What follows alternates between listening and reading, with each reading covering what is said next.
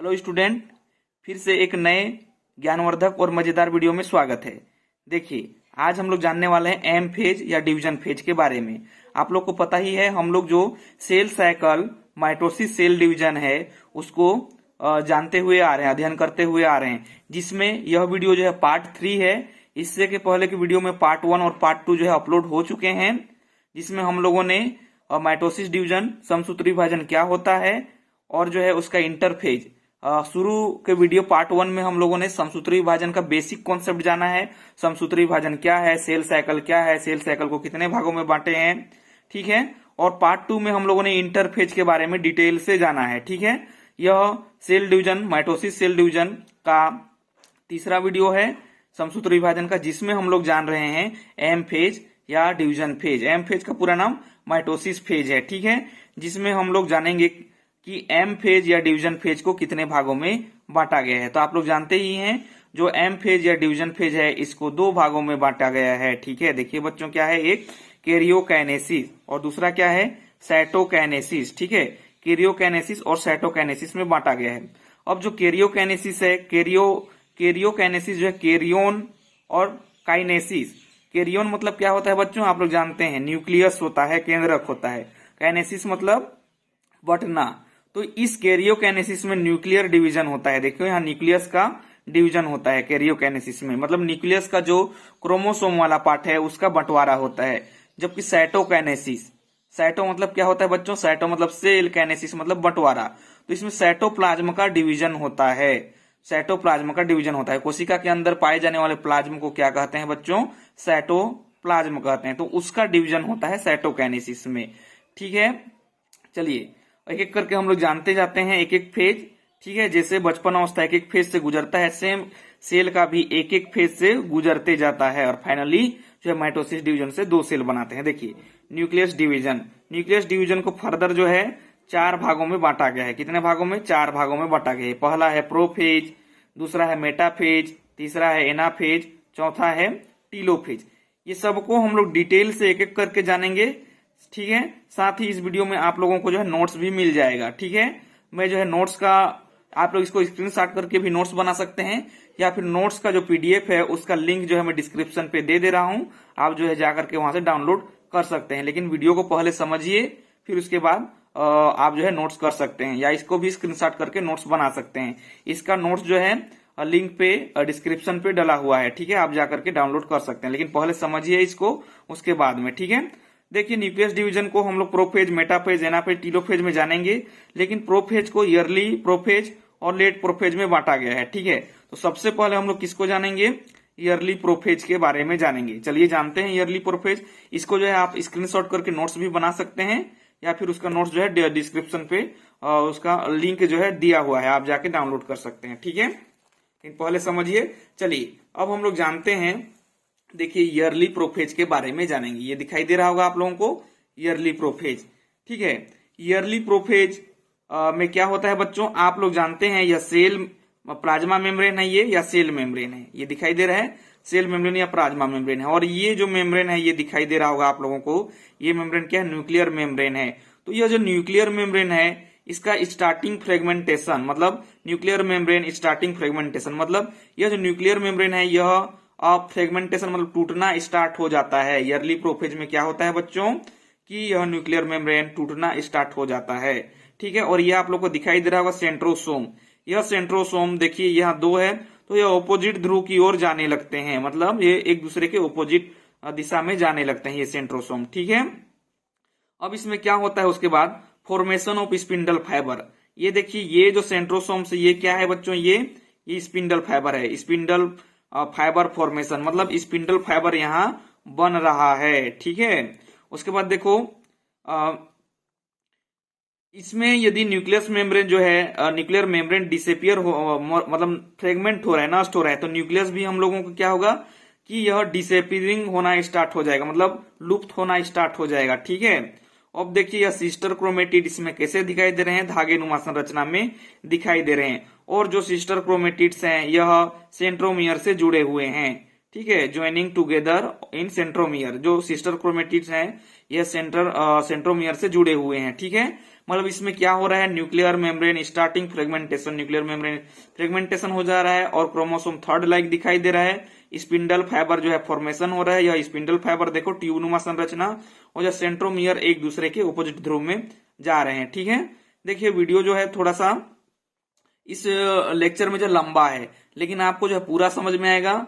देखिए बिना मेहनत के तो कुछ मिलता है, मतलब बिना मेहनत के क्या मिलेगा। ठीक है, मतलब मिलता है लेकिन वो नहीं मिलता है जितना हम चाहते हैं। तो आप लोग को अच्छे से वीडियो को समझना पड़ेगा, जानना पड़ेगा, टाइम तो लगेगा ही। ठीक है, तो वीडियो में बने रहिए लास्ट तक। ठीक है, आपको पूरा समझ में आ जाएगा, साथ ही आपका एक अच्छा नोट्स भी बन जाएगा। ठीक है, इसको आप लोग चाहें तो स्क्रीनशॉट कर सकते हैं या पीडीएफ डला हुआ है, इसका भी नोट सारा चीज मिल जाएगा। तो चलिए हम लोग जानते हैं, और इसी का कमेंट जो है यहाँ लिखा हुआ है, क्या हुआ था ईयरली प्रोफेज में। ठीक है, तो देखिए न्यूक्लियर मेम्ब्रेन स्टार्टिंग फ्रेगमेंटेशन, ये न्यूक्लियर मेम्ब्रेन फ्रेगमेंटेशन होना स्टार्ट हो रहा है। और सेंट्रोमियर फॉरवर्ड ऑपोजिट साइड, ये सेंट्रोमियर जो है अपोजिट साइड में जा रहा है, ये सेंट्रोमियर है, ये इधर जा रहा है, ये इधर। ठीक है, न्यूक्लियस डिसेपियरिंग स्टार्टिंग, न्यूक्लियस जो है डिसेपियर होना स्टार्ट हो रहा है, क्योंकि सेल में न्यूक्लियर मेम्ब्रेन जो है डिसेपियर हो जा रहे हैं, टूट रहे हैं इसीलिए। ठीक है, टूट रहे हैं इसलिए। Sister chromatid joining together in centromere, अगला पॉइंट क्या है, sister chromatid joining together in centromere. जो सिस्टर क्रोमेटिड है ये सेंट्रोमियर से जुड़े हुए हैं, ये सिस्टर क्रोमेटिड है। देखिए होमोलोगस क्रोमोसोम है, यदि ये दो क्रोमोसोम है तो इनको होमोलोगस क्रोमोसोम बोलेंगे, ये और ये। और सिस्टर क्रोमेटिड किसे बोलेंगे, ये एक पार्ट को क्रोमेटिड कहा जाता है। देखो ये दोनों सिस्टर क्रोमेटिड क्या है, आपस में सेंट्रोमियर से जुड़े हुए हैं। ठीक है बच्चों, अभी हम लोग जानने वाले हैं किसके बारे में, ईयरली प्रोफेज के बाद कौन सा आ जाता है बच्चों, ईयरली प्रोफेज के बाद लेट प्रोफेज के बारे में जानते हैं। आप लोग चाहें तो इसका भी स्क्रीनशॉट कर सकते हैं और नोट्स बना सकते हैं। ठीक है, और चूंकि इसका तो नोट जो है डला हुआ है लिंक में, वो मिल जाएगा, तो पहले समझिए आप लोग अच्छे से। ठीक है, समझ में आ रहा है आप लोगों को। ओके, चलिए जानते हैं हम लेट प्रोफेज के बारे में। ये लेट प्रोफेज का पार्ट है। ठीक है, तो लेट प्रोफेज में क्या है, देखिए बच्चों यहाँ पर ये न्यूक्लियर मेम्ब्रेन दिखाई दे रहा होगा, ये क्या है, ये फ्रेगमेंटेशन द न्यूक्लियर इनवेलोप, इनवेलोप। ठीक है, इनवेलोप है ये, इनवेलोप, ये पी है, LOP है। ठीक है, आप लोग लिख लेंगे न्यूक्लियर में इनवेलोप। तो ये जो न्यूक्लियर मेम्ब्रेन है इसमें रेपिडली फ्रेगमेंटेशन हो जा रहा है, मतलब ज्यादा अधिक तीव्र गति से जो फ्रेगमेंटेशन हो रहा है। ठीक है, और जो ये माइक्रोट्यूब्यूल जो बन रहा था, देखो अभी ये सेंट्रोमियर यहां से उस पार्ट की ओर जा रहा था, अब यहां पहुंच चुका है ये सेंट्रोमियर। देखो ये है सेंट्रोमियर, दो सेंट्रोमियर है। ठीक है, ये बाहर का प्लाज्मा मेम्ब्रेन है। अब यह सेंट्रोमियर से जो है ये देखो माइक्रोट्यूब्यूल का जो है अच्छे से Vikas, microtubule attach with kinetochore protein. अब माइक्रोट्यूब्यूल यहाँ पर डेवलप हो चुके हैं और यह क्रोमोसोम के काइनेटोकोर प्रोटीन से अटैच हो जा रहे हैं। देखो सब जगह अटैच हो जा रहे हैं। मतलब मैं आप लोग को यहाँ देखिए, जैसे कि यह क्या है बच्चों, ये सिस्टर क्रोमेटिड है दो। ठीक है, इसमें क्या लगा रहता है आप लोग जानते ही हैं। ठीक है, देखिए अभी बता रहा हूं। अब ये है, ये जो है, ये देखिए ये क्या है, सेंट्रोमियर है, ये सेंट्रोमियर है। ये क्या है, सिस्टर क्रोमेटिड है। ठीक है, सिस्टर क्रोमेटिड है। इसी से क्या जुड़ा रहता है बच्चों, ये देखो ये इस प्रकार से। तो ये सेंट्रोमियर देखो, मान लो यह सेंट्रोमियर है, ये क्या है, सेंट्रोमियर है। अब इसी सेंट्रोमियर में क्या निकले हुए होते हैं बच्चों, इसी सेंट्रोमियर में जो है निकले होते हैं माइक्रोट्यूब्यूल, ये माइक्रोट्यूब्यूल निकले हुए होते हैं। अब यह माइक्रोट्यूब्यूल जो है, मान लो यह सेंट्रोमियर के ऊपर में एक प्रोटीन चिपका होता है। रुकिए एक मिनट, ये देखिए सेंट्रोमियर के ऊपर में एक प्रोटीन ऐसे इस टाइप का चिपका हुआ होता है, ये सेंट्रोमियर के ऊपर में। तो इसी ऊपर वाले पार्ट से जो है यह माइक्रोट्यूब्यूल आकर के चिपक जाता है। ठीक है, ये समझ में आ रहा है, ये माइक्रोट्यूब्यूल है तो ये चिपक जाता है। ये क्या है, माइक्रोट्यूब्यूल है। तो ये सेंट्रोमियर है बीच में, और ये ऊपर में कौन सा प्रोटीन है, काइनेटोकोर प्रोटीन, काइनेटोकोर प्रोटीन है, इसमें चिपका हुआ होता है। ठीक है, ये माइक्रोट्यूब्यूल, ये देखो ये सेंट्रोमियर है, यहां से ये माइक्रोट्यूब्यूल निकला है, यहाँ बीच में सेंट्रोमियर है, सेंट्रोमियर के बाहर में काइनेटोकोर प्रोटीन है, वहां चिपका है। ठीक है, होप यह समझ में आ गया होगा। और क्या होता है इसमें, जो होमोलोगस क्रोमोसोम है, होमोलोगस ये क्रोमोसोम है, ये दोनों क्या है, होमोलोगस क्रोमोसोम है। तो ये सेंटर रीजन में, बीच रीजन में जो है अरेंज होना चालू हो जाते हैं। ठीक है, मतलब बीच में स्थापित होना चालू हो जाते हैं इस लेट प्रोफेज में। पहला तो न्यूक्लियर मेम्ब्रेन फ्रेगमेंटेशन रेपिडली हो जाता है, उसके बाद यह होमोलोगस क्रोमोसोम बीच में अरेंज होने लगते हैं। ठीक है, और यह माइक्रोट्यूब्यूल अटैच हो जाता है काइनेटोकोर प्रोटीन से।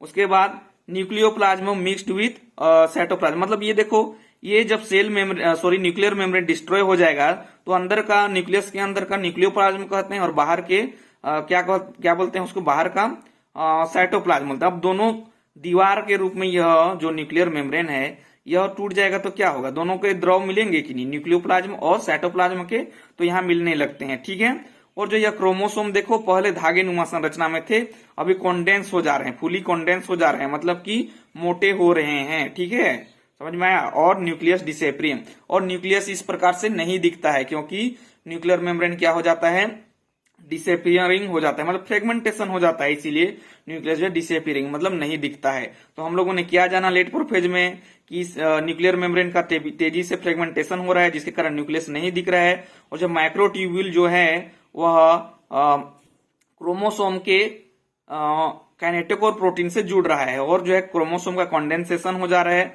और यह सेंट्रल रीजन में आ जा रहे हैं। न्यूक्लियोप्लाज्म मतलब न्यूक्लियस के अंदर का प्लाज्म, जैसे कि यह न्यूक्लियस है तो न्यूक्लियस के अंदर का प्लाज्म न्यूक्लियोप्लाज्म है और यह सेल मेम्ब्रेन है, तो ये इसका जो फ्लूइड है ये साइटोप्लाज्म है। ठीक है, अब ये मेम्ब्रेन ही नहीं रहेगा न्यूक्लियस का तो दोनों मिलेंगे कि नहीं, मिल जाएंगे। तो ये इसीलिए कहा गया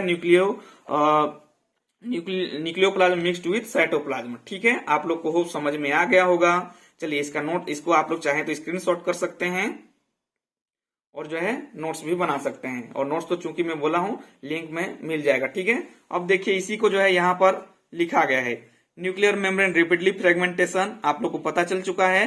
microtubule attach with the kinetochore protein, kinetochore protein से माइक्रोट्यूब्यूल अटैच हो जा रहे हैं। Homologous chromosome arrange starting in central region, मतलब होमोलोगस क्रोमोसोम बीच में अरेंज हो जा रहे हैं। Nucleoplasm mixed with cytoplasm, nucleoplasm और साइटोप्लाज्म मिक्स हो जा रहे हैं।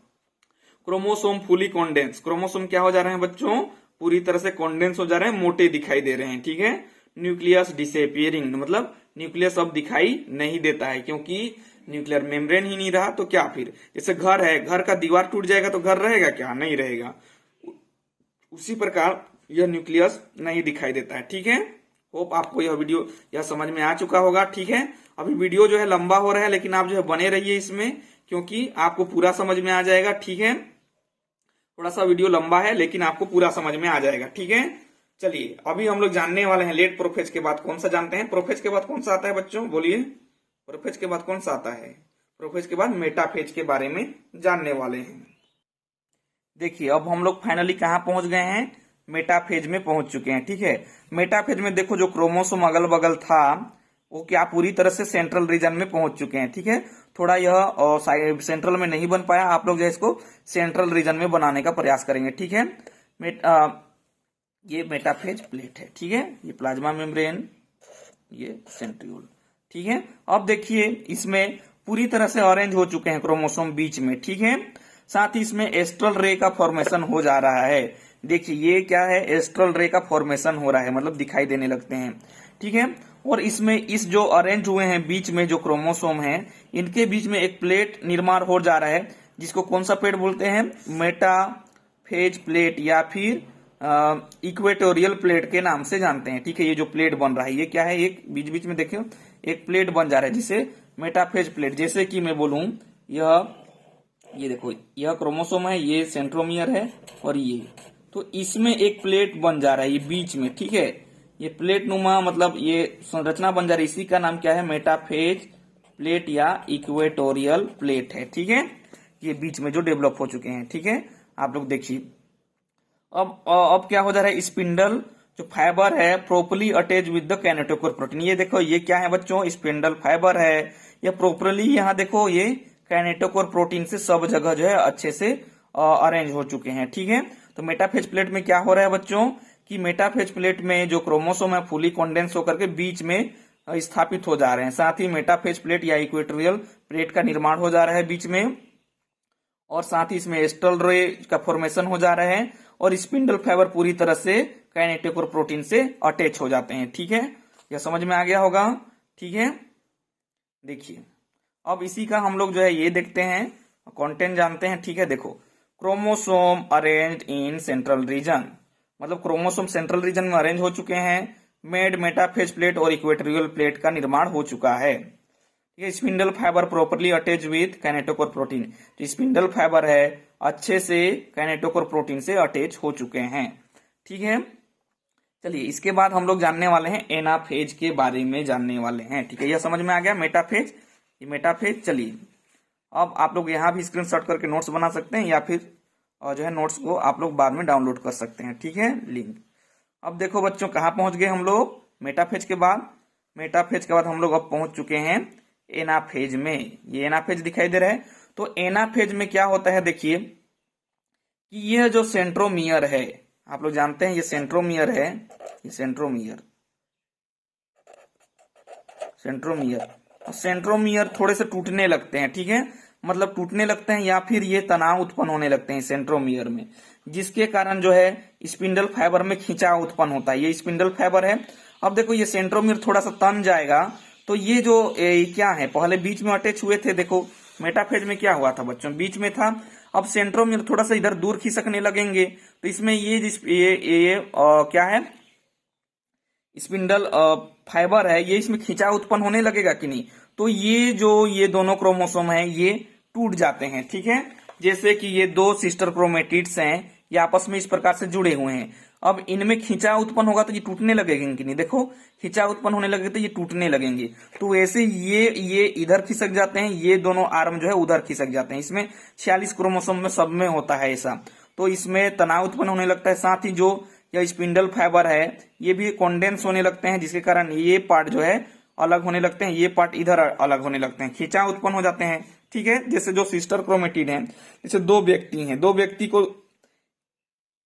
एक व्यक्ति को इधर से खींचेंगे, इसको इधर से खींचेंगे तो दोनों अपोजिट साइड में जाएंगे कि नहीं, जाएंगे। ठीक है, इसीलिए अब वह एनाफेज में इस प्रकार से हो जाते हैं। ठीक है, एनाफेज में इस प्रकार से हो जाते हैं। ठीक है, अब ये टूट गए, बीच में मेटाफेज जो प्लेट था उससे बराबर बढ़ गए। ठीक है, या इक्वेटोरियल प्लेट से, इक्वेटोरियल मतलब बराबर, इक्वल भाग में बांटना, इक्वल मतलब बराबर होता है, इसीलिए उसका नाम इक्वेटोरियल प्लेट पड़ा है। ठीक है, अब ये देखो बराबर भाग में बढ़ गए। ठीक है, उसके बाद देखो ये एक क्रोमेटिड है, ये एक क्रोमेटिड मतलब डॉटर क्रोमोसोम है। ठीक है, डॉटर क्रोमोसोम है, एक एक उन्हीं को डॉटर क्रोमेटिड्स भी कहा जाता है। देखो अब ये बढ़ चुके हैं। ठीक है, उसके बाद यह जो समय है एनाफेज, आप लोग को कंपटीशन एग्जाम में क्वेश्चन पूछा जाता है कि सबसे कम समय कब लगता है, तो सबसे कम समय एनाफेज में लगता है, क्योंकि इसमें सिर्फ टूटता है। ठीक है, क्योंकि किसी घर को महल को बनाने में बहुत ज्यादा समय लगता है, बहुत ज्यादा समय लगता है, लेकिन इसको तोड़ेंगे जेसीपी वगैरह में तो कितना समय लगेगा, कम समय लगेगा।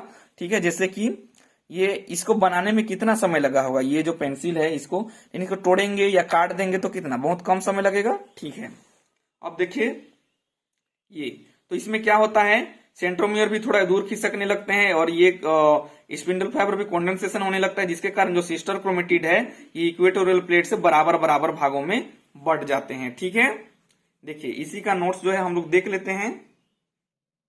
देखिए एनाफेज में क्या हो रहा है बच्चों, splitting of centromere, centromere splitting हो रहे हैं, टूटने भी लग रहे हैं और दूर खिसकने लग रहे हैं। ठीक है, कॉन्डेंस स्पिंडल फाइबर, और स्पिंडल फाइबर जो है कॉन्डेंस मतलब संकुचित होना चालू हो रहे हैं। Each chromatid removed in the two parts of each other. ठीक है, जो क्रोमेटिड्स हैं या सिस्टर क्रोमेटिड्स, यहाँ आप लोग ईच सिस्टर क्रोमेटिड भी लिख सकते हैं।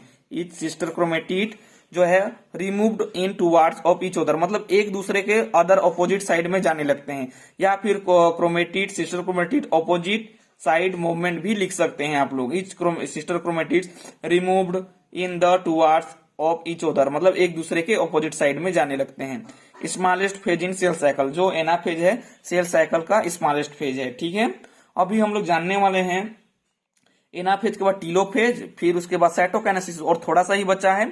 ठीक है, आप लोग इसको अच्छे से जान लीजिए, समझ लीजिए। ठीक है, और अच्छा सा नोट्स बना लीजिए ताकि आपके लिए हो हेल्पफुल हो। ठीक है, यदि आप इतने दूर तक वीडियो को देख रहे हैं तो जाहिर सी बात है आप एक अच्छे पढ़ने वाले स्टूडेंट हैं, आप में पेशेंस है।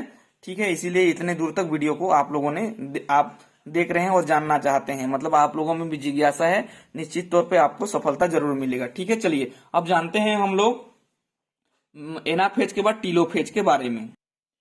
देखिए बच्चों, यह टीलोफेज में हम लोग आ चुके हैं।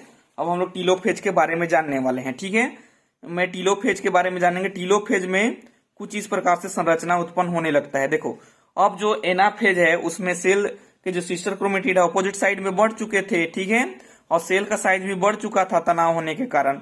तो अब जो है वह ये डायग्राम है टीलोफेज का, देखिए आप लोग को दिखाई दे रहा होगा, यह टीलोफेज का डायग्राम है, ठीक है।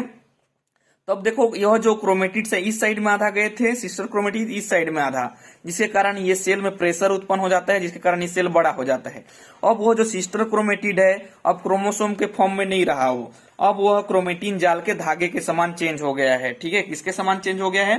क्रोमेटिन जाल के धागे के समान चेंज हो गया है, ठीक है।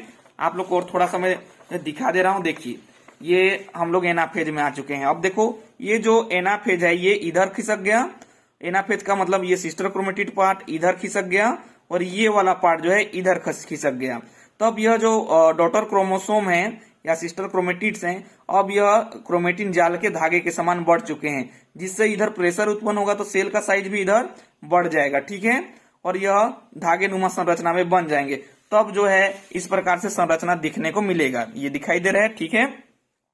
अब देखिए इसको जो है रिवर्स प्रोफेज के नाम से भी जानते हैं, क्योंकि इस फेज में न्यूक्लियर मेम्ब्रेन खत्म हो चुके थे, लेकिन न्यूक्लियर मेम्ब्रेन जो है इस फेज में देखो ये न्यूक्लियर मेम्ब्रेन दिखाई दे रहा है, मतलब फिर से बनने लगते हैं किसमें? इस फेज में, ठीक है, टीलोफेज में ये न्यूक्लियर मेम्ब्रेन फिर से बनने लगते हैं, इसी कारण इसको रिवर्स प्रोफेज बोला जाता है, क्योंकि प्रोफेज में न्यूक्लियर मेम्ब्रेन दिखता है ना बच्चों, इसीलिए।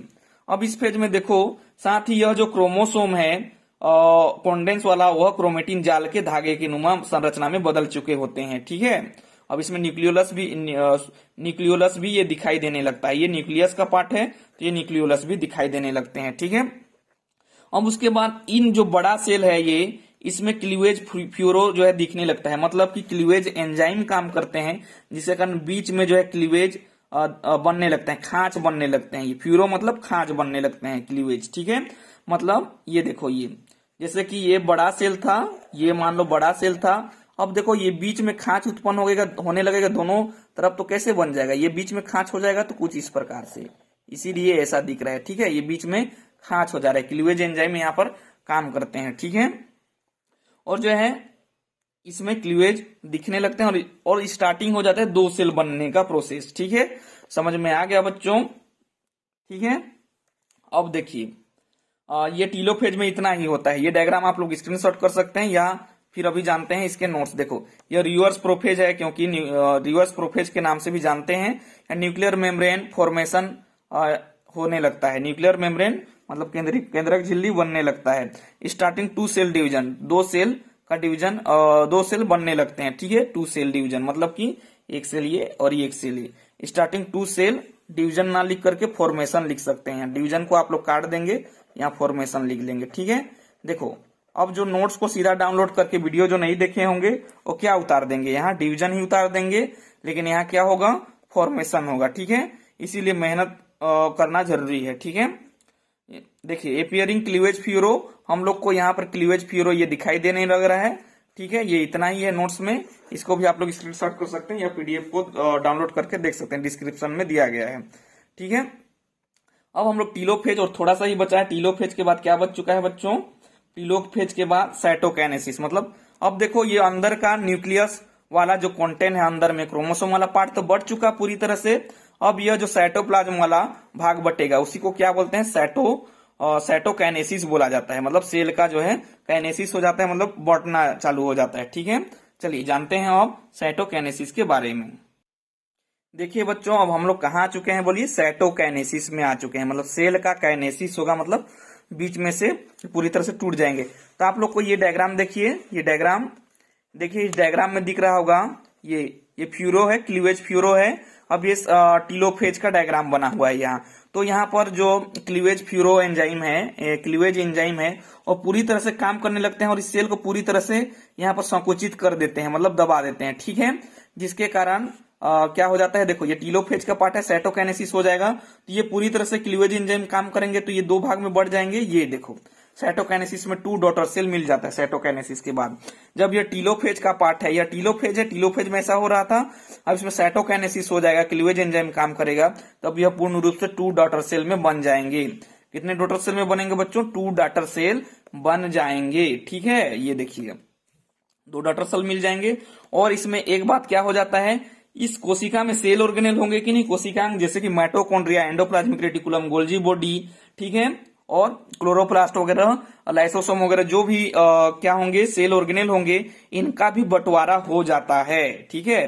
क्योंकि यहाँ बढ़ जाएंगे तो आधा सेल ऑर्गेनेल इधर चले जाएंगे, आधा इस ओर चले जाएंगे, मतलब 2 सेल में बराबर बढ़ जाएंगे। 2 डॉटर सेल फाइनली मिल गया है, ठीक है। अब देखिए इसी का यहाँ पर नोट्स है, देख लेते हैं। साइटोप्लाज्मिक डिवीजन होता है, जो साइटोप्लाज्म है मतलब कोशिका का जो प्लाज्म है, इसका डिवीजन हुआ है ना इसमें, ठीक है। During cytoplasmic division cell organelle जैसे माइटोकॉन्ड्रिया, एंडोप्लाज्मिक रेटिकुलम, ईआर मतलब endoplasmic reticulum, Golgi body, lysosome, distribution to the daughter cell, daughter cell में ये सेल ऑर्गेनेल का बंटवारा हो जाता है, ठीक है। आप लोग चाहें तो यहां पर भी स्क्रीनशॉट करके जो है नोट्स बना सकते हैं, ठीक है। और देखिए इसको भी यदि डाउनलोड नहीं हो पाएगा तो इसको भी आप लोग जो है डाउनलोड स्क्रीनशॉट करके लिख सकते हैं अच्छे से, ठीक है।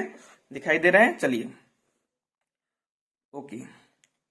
अब हम लोग जानते हैं इसका सिग्निफिकेशन, ठीक है, कि क्या महत्व है माइटोसिस सेल डिवीजन, समसूत्री कोशिका विभाजन का, ठीक है, जानते हैं।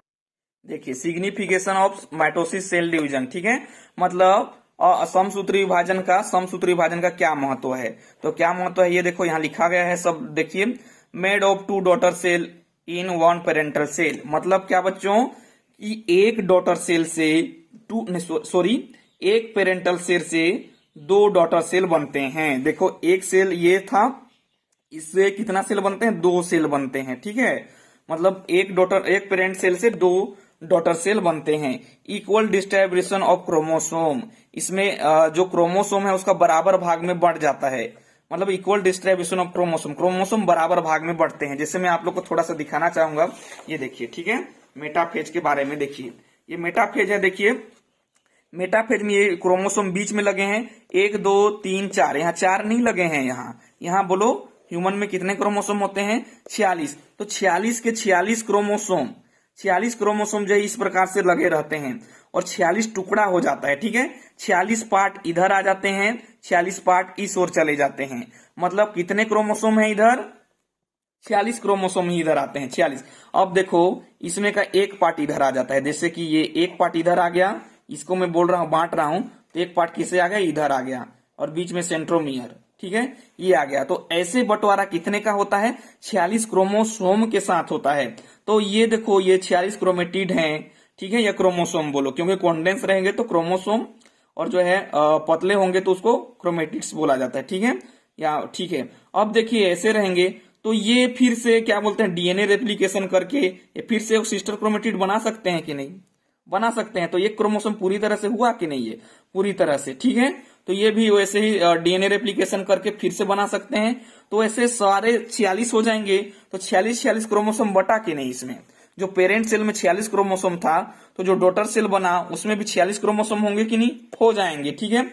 ये था, देखो एक बार और नहीं समझ में आया तो, जैसे ये बीच में कितना है, ये इस प्रकार से है, ठीक है। और बीच में देखो यहाँ इक्वेटोरियल प्लेट लगा है, ये बीच में कौन सा प्लेट लगा है, ये इक्वेटोरियल प्लेट लगा है, ठीक है। देखो इक्वेटोरियल प्लेट लगा है, देखो इक्वेटोरियल प्लेट लगा है। अब यह इधर आधा बढ़ गया, इधर आधा बढ़ गया, मतलब ये एक टुकड़ा ये और ये एक टुकड़ा ये, मतलब ऐसे कितने क्रोमोसोम के साथ होता है, 46 क्रोमोसोम के साथ ऐसा होता है। अब देखो 46 क्रोमोसोम के साथ हो रहा है, ठीक है, मतलब ये 46 तो इस प्रकार से मिलने वाले हैं हम लोग को, कितना मिलने वाला है, 46 एक साइड में कितना मिलने वाला है, 46। तो ये फिर से डीएनए रेप्लिकेशन करके ये इस तरह से डायग्राम बना सकते हैं कि नहीं, बना सकते हैं। इधर के भी जो 46 इस तरह के होंगे 46, वो भी फिर से डीएनए रेप्लिकेशन करके इस तरह बना सकते हैं। मतलब क्रोमोसोम का इक्वल डिस्ट्रीब्यूशन हुआ है, ठीक है। होप आपको समझ में आ गया होगा। इस प्रकार बोलिए एक क्रोमोसोम मतलब एक सेल में जो डॉटर सेल है, 2 डॉटर सेल बना, तो उस दोनों डॉटर सेल में कितने क्रोमोसोम है, 46 है ना, क्योंकि 46 टुकड़ा है, ठीक है, 46 क्रोमोसोम है। देखो 2 डॉटर सेल आर सिमिलर, मतलब दोनों जो डॉटर सेल हैं वो सिमिलर होते हैं, एक समान होते हैं, क्योंकि क्रोमोसोम उन्हीं सेम टाइप के क्रोमोसोम ही बटा रहता है, इसलिए सिमिलर होते हैं। डीएनए मैक्स एग्जैक्ट कॉपी, मतलब डीएनए उसी के समान कॉपी वाला होता है, क्योंकि आप जानते हैं सिंथेसिस फेज में ही डीएनए रेप्लिकेशन होता है और उसी के समान जो है क्या बनते हैं, डीएनए के डबल स्ट्रैंड बनते हैं। तो डीएनए मेक्स एग्जैक्ट कॉपी उसी के समान। The growth of multi cellular organism, जो माइटोसिस सेल डिवीजन है, इससे क्या होता है कि मल्टी सेलुलर ऑर्गेनिज्म मतलब क्या है, मल्टी मतलब ज्यादा, सेल्यूलर मतलब सेल, ठीक है। तो बहुकोशिकीय जीव हैं, उनका सेल ग्रोथ होता है कैसे, जैसे कि देखो एक सेल हो गया, इसके साथ माइटोसिस डिवीजन हो गया, 2 सेल बना, फिर इसके साथ हो गया, तो ये 2 से कितने बनने लगे, 4, 4 से कितने बनेंगे, फिर 4 से फिर इससे एक एक पार्ट से 2 बन जाएंगे, ये इससे 2, इससे 2, फिर इससे भी ये 2 बन जाएंगे और इससे भी 2 बन जाएंगे। तो ये इस प्रकार बहुत सारे सेल बनते जाएंगे। तो सेल ज्यादा बनेगा तो जीव का जो है ग्रोथ होगा कि नहीं होगा, कि नहीं, उनका शरीर बढ़ेगा कि नहीं बढ़ेगा, ठीक है। Parent and daughter cell diploid, मतलब क्या जी, पेरेंट सेल मतलब जो पेरेंट सेल है उसमें भी 46 क्रोमोसोम है। मैं जोड़ी में बोलूं तो ये इसको 2n लिखते हैं, मतलब ये डिप्लॉइड है। और जो डॉटर सेल जो बने हैं वो भी कैसे हैं बच्चों, सॉरी ये नहीं दिख रहा होगा, ये 46, देखो ये 46 क्रोमोसोम है, तो इसको 2n बोला जाता है। ये पेरेंट सेल है, ये कैसे सेल है, पेरेंट